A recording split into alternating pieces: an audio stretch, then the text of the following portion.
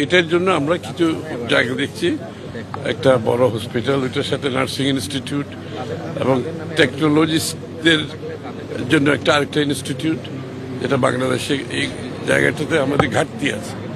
তো এটা এই অঞ্চলের মানুষের একটা দাবিও ছিল, এই জন্য আমরা জায়গা দেখছি, একটা বড় জায়গা লাগছে।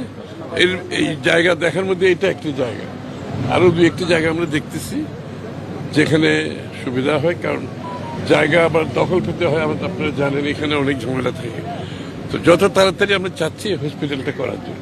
এটা কি জেনারেল না বিশেষায়িত কোনো হসপিটাল? জেনারেল, এবং এর মধ্যে বিশেষায়িত কিছু থাকবে।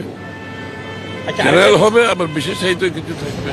আপনি বলছিলেন যে 11 আসনে 11 দফার মধ্যে আপনি তো এটা শুরু করলেন। 11তে 11 তো এটা 11তে এটা কি শুরু করলেন?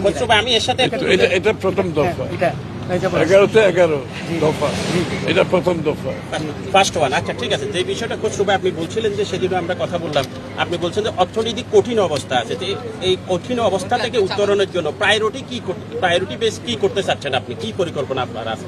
না, প্রায়োরিটি তো ট্যাক্স বাড়াতে হবে আমাদের, এবং ট্যাক্স বাড়ানোর মাধ্যমে যে ইনভেস্টমেন্ট বাড়াতে হবে, দেশের ভিতরে দেশের বাইরে ইনভেস্টমেন্ট বাড়াতে হবে।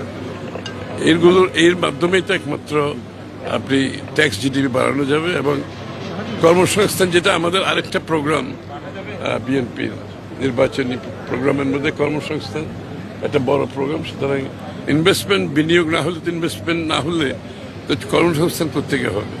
এই জন্য আমরা জোর দিচ্ছি ইনভেস্টমেন্টে, দেশি বিদেশি ইনভেস্টমেন্ট জোর দিচ্ছি। আর স্বাস্থ্যসেবা, যেটা আমরা প্রমিস করেছি, ওয়াদা করেছি, শিক্ষার পরিবর্তন, শিক্ষার ক্ষেত্রে পরিবর্তন, এবং তার উপরে সবচেয়ে আমি যেটা আবারও বলছি, কর্মসংস্থান, এটা প্রায়োরিটি আমাদের। আগামী বাজেটে কি প্রায়োরিটি পাবে বলে আপনি বলেন? কর্মসংস্থান দিয়ে শুরু হবে, এটা করার জন্য যা যা প্রয়োজন সেটা করা হবে।